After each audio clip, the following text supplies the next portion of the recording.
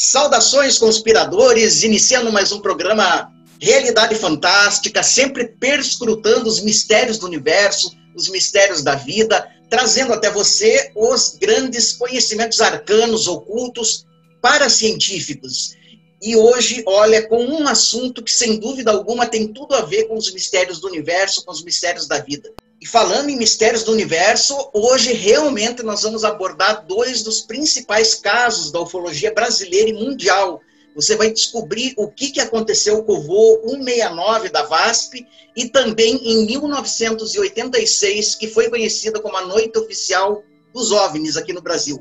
Mas antes de você fazer isso e descobrir quem é o nosso convidado especial, peço para você se inscrever no canal, acione o sininho de notificação e conheça também o nosso livro que estamos publicando agora sobre os grandes iniciados, que vale a pena ser adquirido para você saber mais quem são esses grandes luminares da história.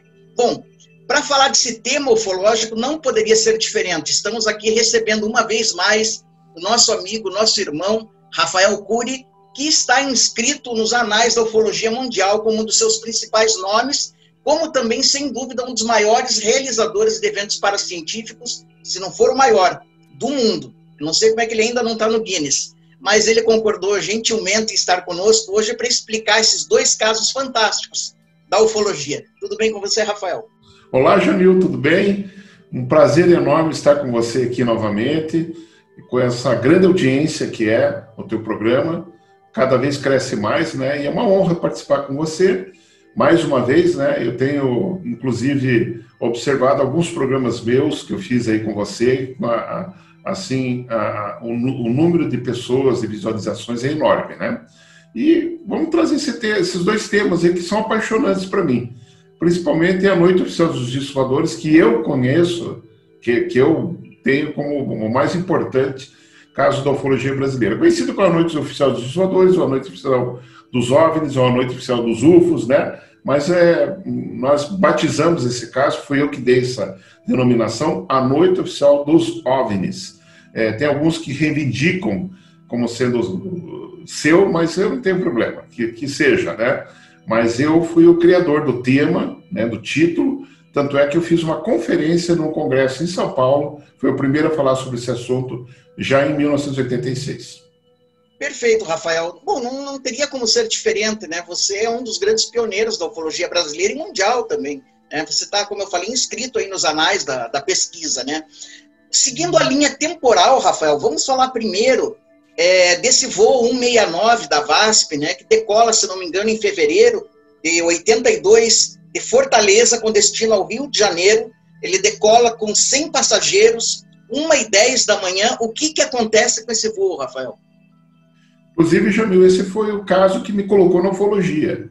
Eu não tinha nenhum interesse até então, e assistindo, se não me falha a memória, o jornalismo da Rede Globo à noite, eu vi aquele negócio lá, OVNI, Gerson Macedo de Brito, o que é isso?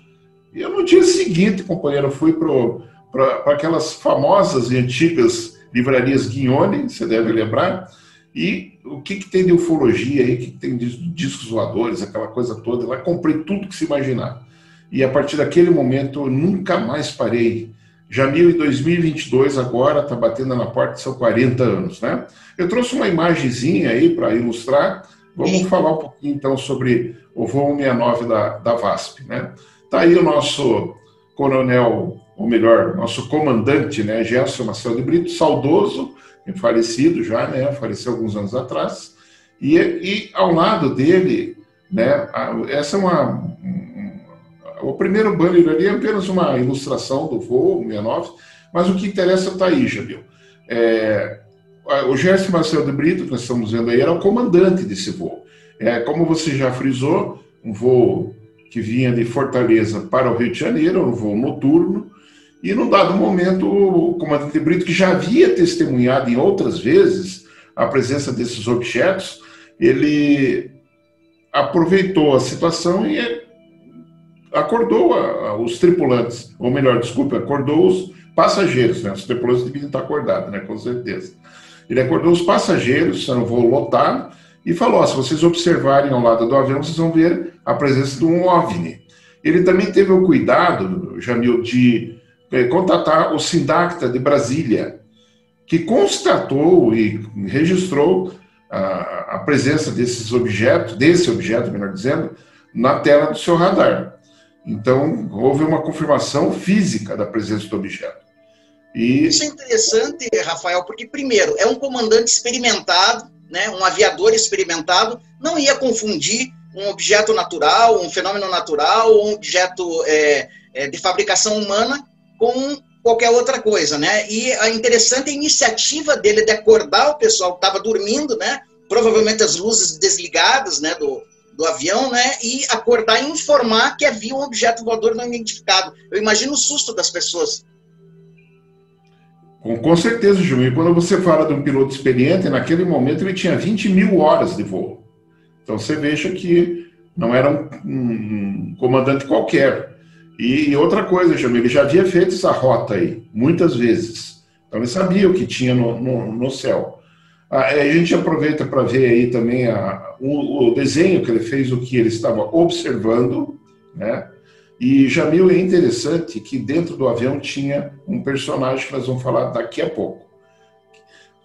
Terminado o voo, né, pousou no Rio de Janeiro, aquele alvoroço, passageiros falando sobre a sua experiência, já havia imprensa no local, né, frisar novamente, foi detectado pelo radar de Brasília, e 2 outros voos que estavam na região, da Aerolíneas Argentinas e da Transbrasil, também testemunharam. Os pilotos também foram testemunhas da presença. Nós temos aí essa ilustração, né, ali um modelo do avião da VASP que ele pilotava, né, saudosa VASP, né, a gente sabe que não existe mais, e aí nós vamos falar desses 2 personagens.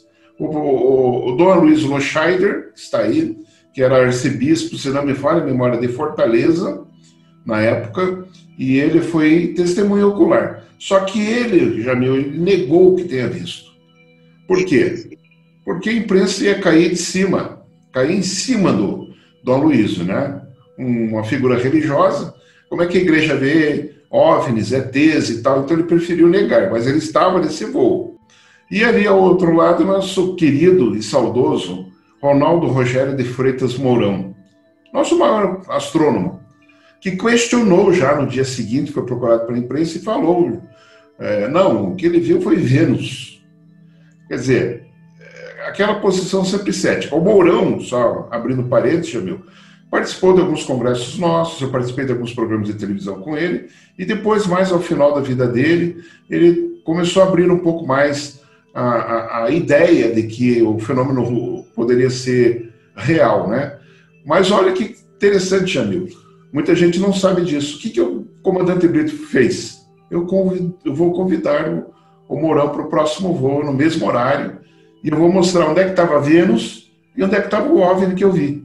E foi feita uma filmagem, a imprensa acompanhou esse voo. Eu, infelizmente, não tenho essas imagens, elas devem existir em algum momento, a gente pode tentar localizar, do Ronaldo Mourão dentro do avião, e o Brito falando, é de um lado aqui, e eu vi do outro lado, ó, Vênus ali, eu sei o que é Vênus, só que estava do outro lado, o lado oposto, e aí o Ronaldo Mourão realmente não poderia ser o planeta Vênus. Essas são 2 curiosidades do voo da VASP, né?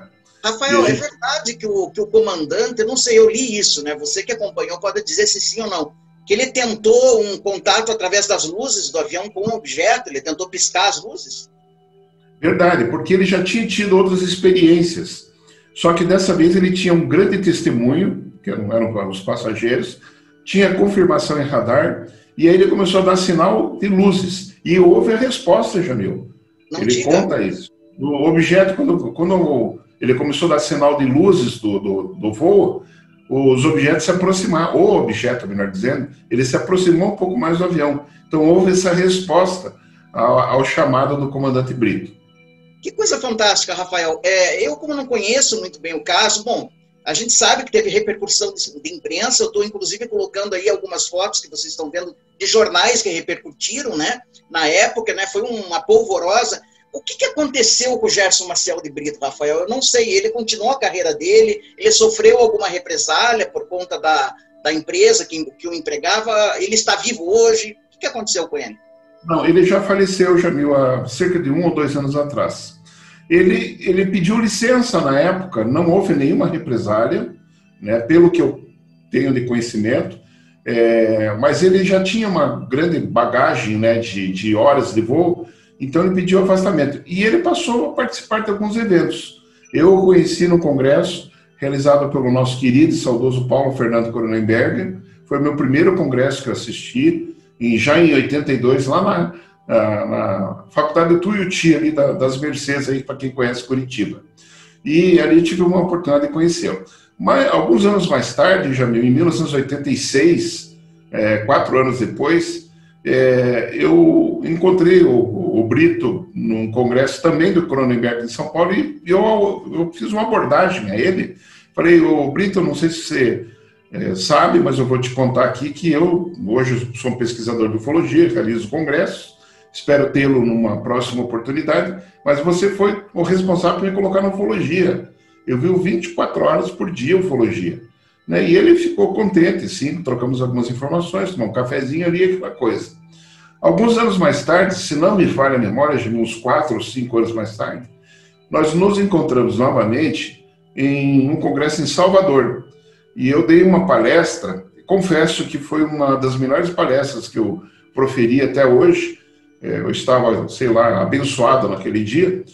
E terminada a palestra, eu costumava fazer um pouquinho de filosofia, mexer com o emocional das pessoas no final, ligando o tema UFO ao emocional das pessoas, aquela coisa toda. E o comandante Brito me aborda no intervalo e fala, você lembra que você falou que eu fui o responsável por ter colocado na ufologia? E juro por Deus que eu falo assim, eu não teria por que mentir. Ele, com algumas lágrimas nos olhos, falou, hoje você foi responsável por me responder algumas dúvidas e algumas perguntas que eu tinha. Eu fiquei muito emocionado com aquele momento. Nossa. Foi um momento único meu e dele, né? Que depois que é uma coisa minha, né? E o Brito, eu sei que alguns anos depois, Jamil, ele voltou a pilotar voos internacionais. Então ele teve mais um tempo de carreira e eu, sinceramente, eu não soube, no momento que houve o falecimento dele, eu não fiquei sabendo. Quem me contou foi o nosso querido amigo Marco Antônio Petit, que ele faleceu há cerca de 1 ou 2 anos atrás. Com muita tristeza, eu recebi essa informação da passagem do nosso querido comandante Brito. Sem dúvida, uma grande perda, né, para a aviação e para a ufologia também, né, e uma perda pessoal para você, Rafael. E uma honra você ter ouvido dele isso, né, de que você, através da sua palestra, conseguiu responder algumas perguntas fulcrais que ele tinha. Antes da gente passar, Rafael, para o próximo tema, que é a Noite Oficial dos OVNIs, você me falou uma vez, você acompanha muito, né, você está muito envolvido também com a parte militar da ufologia, né, com tudo que os militares fazem, mostram e não mostram, né, sobre toda essa pesquisa. E uma vez você me falou que os comandantes de voos, tanto militares como voos de carreira, voos civis, eles estão a todo momento vendo coisas, mas nem sempre podem falar, é verdade isso?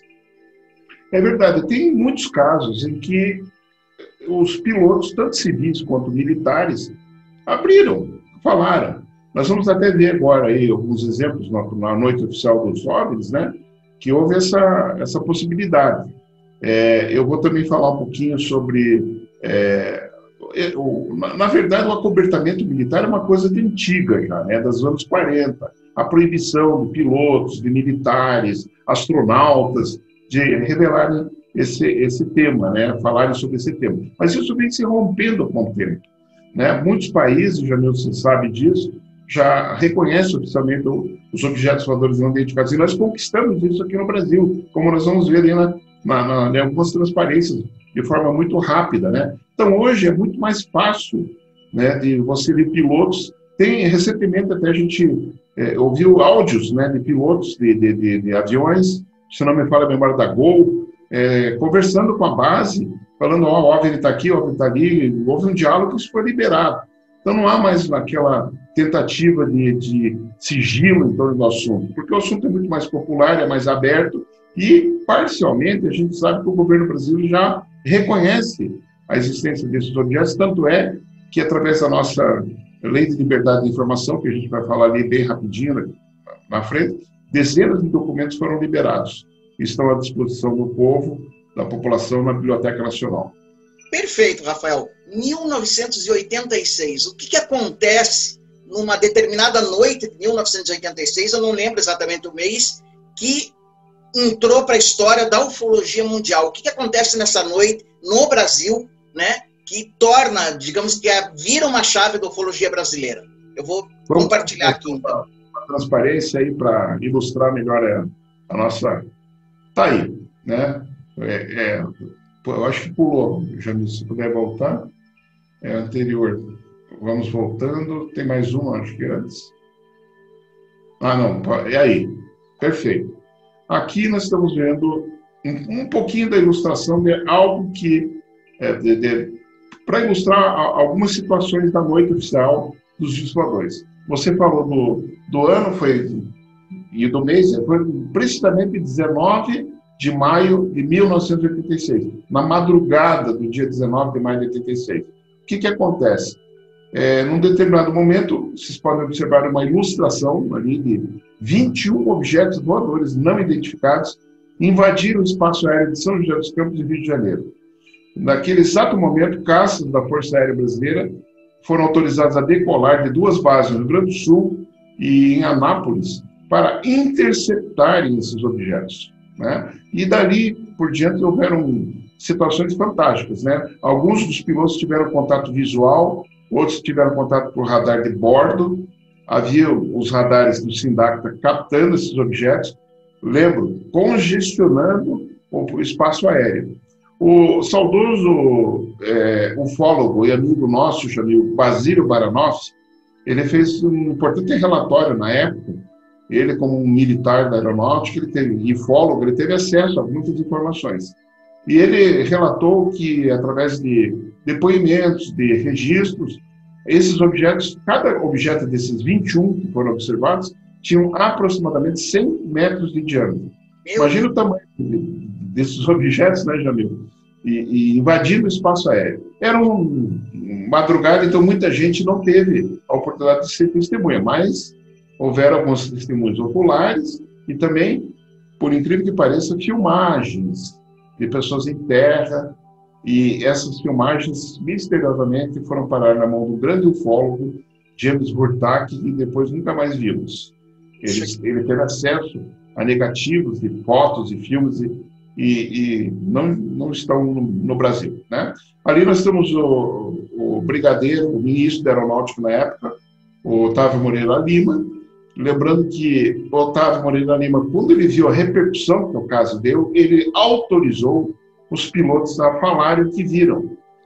Então, já nos dias seguintes, ele colocou todos os pilotos à disposição da imprensa para falar. Outro personagem que nós estamos vendo ali é o coronel Osiris Silva. Ele já foi presidente da Petrobras, ele era presidente da Embraer, e ele também foi um personagem interessante, Jamil, porque nessa... Deixa o Osiris para daqui a pouco. Vamos falar ali, porque foi uma coisa que aconteceu pós-avistamento 19 de maio. Então, os pilotos tentaram se aproximar, eram infrutíferas a tentativa de aproximação desses objetos. Eles chegavam a enquadrar até o objeto no campo visual e nos radares, mas os objetos disparavam em altíssima velocidade e desapareciam. Então, não teve assim, uma aproximação dos caças, nem houve nenhuma tentativa de abate, né? Não foi autorizado nenhum disparo, mas foi uma experiência incrível que os próprios pilotos depois descreveram, né? Daqui a pouco eu vou falar, Jamil, o que nós vimos lá no comando da aeronáutica. Tem um bannerzinho, um slide que a gente vai falar. Bom, no caso do Osiris Silva, já no dia seguinte, ele estava pilotando um avião Xingu, ele estava ao lado de um outro piloto, e eles observaram o objeto, também lá naquela mesma região, e começaram a contactar com a base e perseguir o objeto. Num dado momento, o objeto começou a passar por baixo do avião, ia por cima, ia para lá, ia para cá, e esse foi um registro. Uma curiosidade. Quando se completou 10 anos do caso, ou seja, 19 de maio de 1996, né, 10 anos depois, o Fantástico fez uma matéria, até eu fui citado nessa matéria, como único documento sobre esse assunto. E já explico sobre esse documento. E o Osiris Silva falou, não, na verdade, era Vênus, aquela história de Vênus, né? Só que daí eles colocaram a gravação do dia, onde ele fala que o objeto passava embaixo do seu avião. E aí ficou uma situação vexatória para o Osiris Silva. Como que o Vênus vai passar embaixo do Adélio? E aí ele se redimiu, depois ele pediu desculpa e ele publicou um livro autobiográfico, onde ele fala dessa experiência que foi marcante para ele. Aqui é apenas uma experiência, Jamil, de nós ufólogos mostrando, quadro a quadro, situações em que os objetos apareceram em radares. Né? Temos aí no quadro de cima, à esquerda, isso, México, né? Isso feito por caças da Força Aérea do México. Do lado direito, já nos anos 50, se não me falha a memória, a invasão de OVNIs próximos ao Capitólio dos Estados Unidos. Esses são canhões antiaéreos tentando abater esses objetos. Aqui embaixo também, uma imagem da Bélgica, também de caça da Força Aérea, e a Bélgica, nesse momento em que esses caças enquadraram esses objetos, eles abriram os arquivos e reconheceram parcialmente, oficialmente, digamos assim, a ufologia. E do lado direito, também um objeto ali, que a gente vai ver ali, em forma de discórdia, foi captado por um caça, e interessante esse caso, já viu, foi em Ustica, Itália. Esse caça que decolou e enquadrou esse objeto, ele teve a ordem de interceptar o objeto, ou seja, disparou. Só que o disparo dele não atingiu o objeto, e sim um avião comercial. Foi uma polêmica, houve um acobertamento, o avião foi abatido com centenas de passageiros. Não diga. Coisa terrível, né? Um outro momento a gente pode ter muito material sobre o caso Ustica, que a gente pode trazer para o teu público. Mas houve um abate de um avião comercial em função da presença de objetos no céu da Itália. Podemos seguir em frente.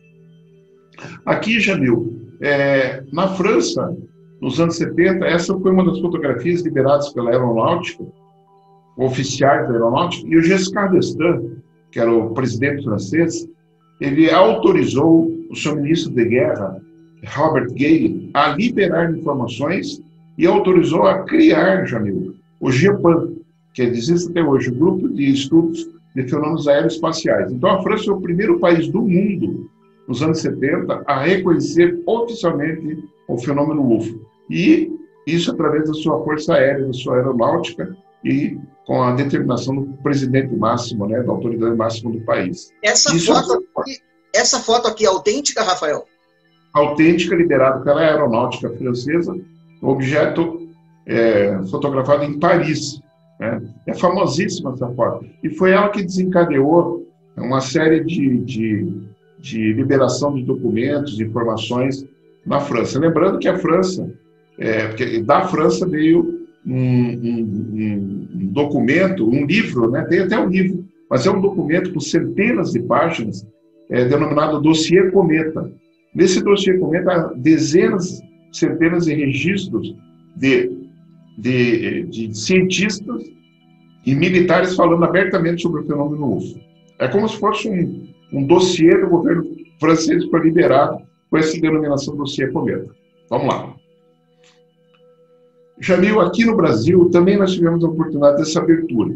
Aí vocês estão vendo uma foto histórica na frente do Condabra, quando nós, ufólogos em 6, estão ali na foto, são 6 ufólogos, ali tem Rafael, tem Gevaer, tem Roberto Beck, tem o Claudir Covo, né, tem o Fernando Ramalho e o Marco Petit. Né? Nós somos em 6, eu acho que não esqueci de ninguém, né, Jamil? Nós somos em 6 convidados pelo governo brasileiro a visitar o SINDAPTA, né, de Brasília, que é ao lado do Condabra, e depois o Condabra. Daquela é uma foto histórica. Ali, se você puder mostrar novamente o brigadeiro J. Carlos, foi quem nos recebeu. Aí está o brigadeiro. O brigadeiro morreu 2 meses atrás. Foi uma grande perda para nós, né? E lá, Jamil, nós tivemos acesso a algumas pastas. Foram, assim, fragmentos do que eles têm lá. A noite oficial dos discos voadores, ou dos OVNIs, nós tivemos acesso à pasta, vimos todos os pilotos que descreveram com contato visual, lembra que não houve contato visual, está lá depoimento de contato visual de próprio punho dos pilotos, fotografias da Operação Prato, são as 2 pastas que nós tivemos acesso. E lá dentro nós tivemos informações que também estão nos arquivos da aeronáutica, e a gente pretende um dia ter acesso, a conversa do comandante Brito com a base. Existe esse registro. Então, esse movimento que eu criei aqui em Curitiba, de voadores e conhecimento oficial, já que depois se transformou com os colegas aí em UFOS, Liberdade de Informação, já gerou a liberação dessas informações. O brigadeiro JC participou de alguns congressos meus, era uma pessoa super bem interessada, super bem informada e interessada no tema UFO. Então, nós tivemos a nossa liberação também, Jamil, de documentos e reconhecimento do governo brasileiro. Rafael, quando vocês estiveram lá, né, deixa eu só te fazer essa pergunta, quando vocês estiveram lá no Condabra, né, você e essa turma de ufólogos, né, estelar, vamos chamar assim, né, que são nomes de peso, né, da ufologia brasileira e mundial, vocês foram bem recebidos pelos militares? Vocês notaram algum constrangimento? Ou vocês sentiram que há realmente um movimento no sentido de abrir os arquivos? Fomos muito bem recebidos. Algumas curiosidades lá dentro. Foram poucas horas. Nós tivemos, lembrando, uma equipe do Fantástico, do Luiz Petri, um pesquisador de ufologia, entusiasta do tema, nos acompanhou. No Condabra, no CIDAP, nós tivemos acesso aos radares, como é que funciona, mostraram para nós somos recebidos por um dos brigadeiros, depois fomos ao Condabra, que é o grande QG, digamos assim, de controle do espaço aéreo.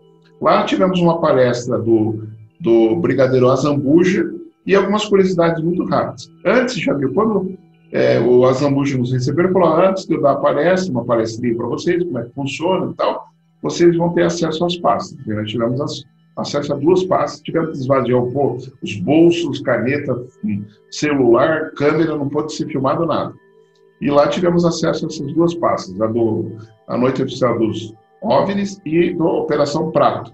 Cada grupinho de ufólogo, como o tempo era curto, estava na sua pasta preferida. Eu fiquei ali na Noite Oficial dos OVNIs, né? E tinha uma pastinha muito amarelada lá, que era de 1954, que era um depoimento de um piloto da Varig, que viu um objeto, e a partir daquele depoimento, a aeronáutica começou a registrar, né, as aparições. Bom, dali nós fomos para uma sala de comando. Eles falavam, olha o que o brigadeiro falou para nós, ufólogos. Por isso que eu estou falando, nós tivemos tratamento de 5 estrelas lá. Vocês vão ter acesso a uma sala que é o comando do espaço aéreo. Às vezes, nem militar entra aqui. Nem militar, ele falou. Nós entramos na sala, para minha surpresa, quando entrei na sala, um dos oficiais estava lá dentro dele, Rafael Cury, que prazer te receber aqui. Eu participo há muitos anos dos seus congressos. Eu falei, opa, eu reconheci ele, falei, malandrinho, né? Vinha aqui nos congressos, pegar informações, e não se identificava como sendo da aeronáutica, mas ótimo. E ali estava aberta uma tela gigantesca, e eles mostraram, está vendo aqueles pontos ali que tinha uma chapinha com número, esses são voos identificados. Está vendo aquele outro pontozinho ali, não tem uma identificação.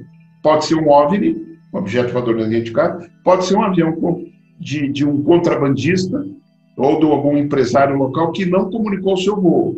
Então a gente teve essa visão ali magnífica. Aí fomos para a palestra. Na palestra, todos os ufólogos tiveram a oportunidade de fazer perguntinha. A minha pergunta para o Azambuja, eu falei, você tem algum registro, porque eu tenho informação que aconteceu isso aí, você tem algum registro de algum caça brasileiro que tentou perseguir o OVNI e acabou desaparecendo? Porque consta que uma vez um caça, na perseguição do OVNI, caiu na Lagoa dos Patos e nunca mais foi encontrado. Ele falou que não. Mas eu conheço casos, né, de outros países, e citou o caso do Thomas Mantel, que é o clássico caso de 1948, que o avião foi derrubado perseguindo o OVNI. Né? Aí também teve uma pergunta interessante, são curiosidades lá dentro, né, Júlio? O Petit puxou a sardinha para o seu lado, claro, e falou, e o caso Varginha? Olha o que o comandante Azambuja, o brigadeiro Azambuja respondeu. O caso Varginha está sob o domínio do Exército Brasileiro. O que nós podemos fazer para auxiliá-los é tentar abrir portas para vocês lá. Que coisa. E realmente, o caso Varginha é Exército Brasileiro, não é aeronáutica. Né? Porque ali foi a questão da Escola de Sargento das Armas, né? A ESA, então já é outra... exatamente, isso perfeitamente. Então, tem coisas lá, trancadas 7 chaves lá no Exército Brasileiro, assim como na Marinha também tem envolvimento, as 3 forças têm, mas com grande controle, né? E, Jamil, como curiosidade do teu público, eu soube de fontes fiéis de que o grande QG para assuntos ufológicos da aeronáutica está no Sindacta 2 em Curitiba. Em Curitiba. Aqui. Aí tem coisas, Rafael, eu sei que não... você deu uma entrevista para o nosso querido amigo Alcione Giacomitti, né, falando de um caso que ocorreu aqui no Sindacta 2, de seres tendo, né, alienígenas que foram vistos, né, ali. Isso aconteceu mesmo, Rafael, é tão fantástico isso.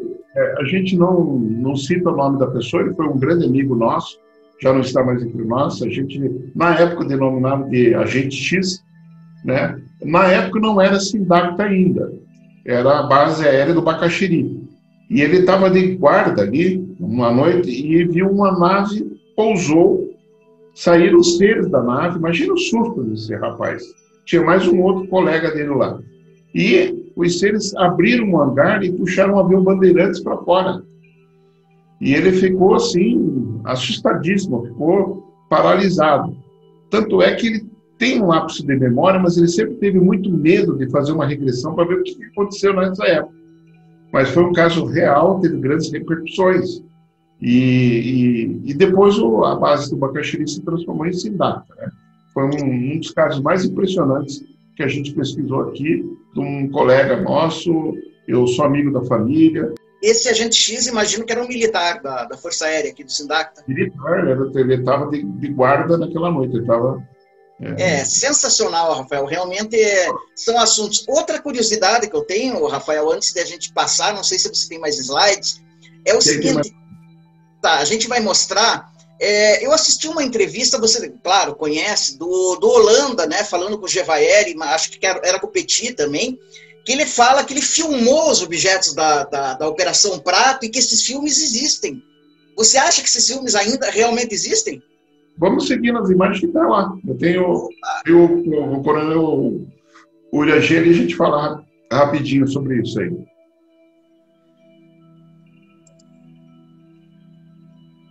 Aqui só, a gente vai falar muito rapidamente, só para você ver que outros países nós temos também. Aqui o nosso major Rodrigo Bravo, piloto da Força Aérea do Chile, amigo pessoal meu, ali está um dos caças que ele pilota, e no Chile é reconhecido, foi o primeiro país aqui da América do Sul a reconhecer oficialmente a existência do fenômeno UFO, e o Rodrigo Bravo escreveu um livro que eu editei aqui no Brasil, que é UFOs, a Aeronáutica, né? Sobre a aeronáutica, né? E os UFOs. Nesse livro há vários casos que ele registra, inclusive a Noite Oficial dos Discoadores. E fala do caso Vasco também, Júlio. Então, só para registrar aí, o coronel, o major Rodrigo Bravo. Aqui já falamos, né? Pode passar essa parte. Aqui, você acabou de perguntar, né? A Operação Prato foi uma das pastas que nós vimos lá no Comando Aeronáutico. Vejam fotos que estavam nessa pasta, que hoje são liberados do fenômeno, que foi detectado na época, né, Jamil, na região da Bacia de Polares, em 77, falando muito resumidamente, e o coronel Urageira Holanda foi responsável por ficar 4 meses na região com pelotão para investigar esse fenômeno, que era assustador, denominado, inclusive, pela imprensa de fenômeno chupa-chupa, porque essas luzes atacavam pessoas e tiravam amostra de sangue, e a Adelaide Cecim, uma médica, ela relatou que houveram casos fatais, então foi uma coisa muito séria que aconteceu. E o Urageira Holanda, quando ele resolveu revelar tudo isso, sem medo, ele também falou das experiências de que foram filmados UFOs, existem esses registros na aeronáutica não foram liberados até hoje, e ele foi vítima de abdução também. Ele tem certeza de que ele foi abduzido, e em um determinado momento, nessa entrevista que você fala, que ele concedeu ao Petit e ao Gevaert, ele mostra que ele tem um fragmento no seu braço. Olha, é sensacional tudo isso que você nos contou, que você revelou. Algumas coisas já eram sabidas, mas outras você dá um sabor especial, porque você é uma pessoa que viveu tudo isso, né? Que desbravou, né? Como eu falei, é um dos maiores nomes da ufologia mundial e brasileira. Então, para a gente, realmente, uma honra muito grande receber você com todas essas informações. Antes de colocar os teus dados, Rafael, eu soube uma notícia que, para mim, é auspiciosa, que você é candidato a vereador aqui em Curitiba, e isso é interessante, embora o nosso programa não tenha uma conotação política, mas você é um cara a quem eu devo, inclusive, o início da minha carreira como palestrante, pesquisador também de paraciências, né? Eu era ali adolescente, frequentando os teus eventos, então você é uma espécie de padrinho, né? Não só de mim, como de alguns amigos do Alcione. Você tem uma garotada aí que você ajudou a criar nas paraciências. E pela primeira vez agora, né, se candidatando a vereador, como é que é essa experiência? O que você vai propor? Né? Vamos ter aí um colega esoterista, pesquisador de paraciências na política. Como é que vai ser isso? Muito obrigado, Jamil, pela referência, e vocês são amigos especiais, você citou o Alcione, você são amigos do coração, né? Somos parceiros aí. Eu me lembro detalhadamente de todos os nossos momentos, do início, né? Eu me lembro dos nossos eventos lá em Ponta Grossa, alguns aqui, você é um militante aí da causa do Tibete, né? E eu sou, por sua influência, principalmente, e de outros amigos nossos, mas principalmente da sua, eu me tornei um budista. Eu sou simpatizante do budismo, né? E, claro, carrego comigo todas as outras correntes religiosas.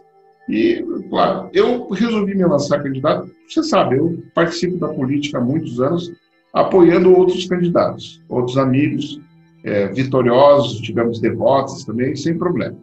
E eu falei, o movimento científico e espiritualista tem necessidade de ter um representante na Câmara Municipal. Nós temos aqui a Ordem Rosa Cruz, nós temos a Faculdade Espírita, nós temos o Instituto Neopitagórico, nós temos muitas entidades aqui, a Eubiose, a Sociedade Teosófica, temos o maior centro de Umbanda do Brasil, que é o Pai Maneco, e eu falei, nós temos que ter um representante lá. E todas as minhas propostas, Jamil, estão em torno desse contexto. Meio ambiente, cultura da paz, que é a minha principal bandeira, proteção animal. Então nós vamos ter, por exemplo, Jamil, para não explorar tanto o teu espaço aqui politicamente, que não é esse o caso, nós vamos criar aqui 2 museus importantes. O Museu da Ciência e da Fé, que nós vamos retratar todas as correntes religiosas, incentivando o turismo de negócios aqui em Curitiba, né? Então, e aí vai ter o lado cultural, e o Museu de Ciência, o museu, o Instituto Museu do Espaço da Paz, que vai ser um museu do Espaço da Paz, né? Com um planetário, e ali nós vamos retratar o uso pacífico do espaço, a exobiologia, a exopolítica, a ufologia vai estar ali presente, assim como, claro, quem quiser visitar lá o nosso site, que é Rafael Cury, e a nossa fanpage também, Rafael Cury, vai ver todos os nossos projetos, tem em outras áreas também. Te agradeço muito e peço carinho e o apoio dos teus telespectadores para, no dia 15 de novembro, depositarem confiança no nosso trabalho. Perfeito, Rafael. Obrigado, meu querido, pela tua generosidade. Eu te falei que você foi uma pessoa que fez a diferença na minha caminhada paracientífica e esotérica, e você também, não te falei, foi uma das pessoas que mudou a minha concepção de política, que antes eu não dava bola, achava que era um esgoto a céu aberto, e você me fez ver que é um assunto importante sim, que apesar do quadro, né, que é geral que a gente tem que estar interessado para poder fazer diferença, né, porque senão a gente não muda mesmo. Então é importante dar atenção a isso. Obrigado, e as câmeras estão abertas aí para você dar o seu alô e seu abraço final ao nosso público. Muito obrigado, Jamil. Como a gente falou de ufologia, eu gosto sempre de lembrar um pensamento do José Victor Soares, que era uma enciclopédia ambulante de ufologia. Ele dizia assim: amistosos, indiferentes ou agressivos, eles são a realidade que em si despertam e representam. No que falta, no que resta, o fato precisamos entender. Eles são extras. Perfeito, Rafael. Obrigado, querido.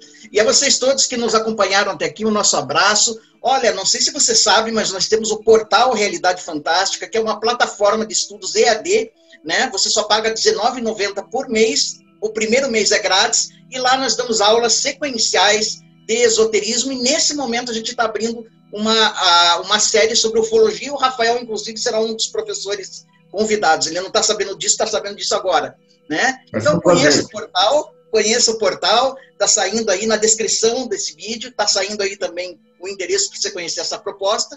Lembrando sempre que o mistério está entre nós. Até o nosso próximo encontro.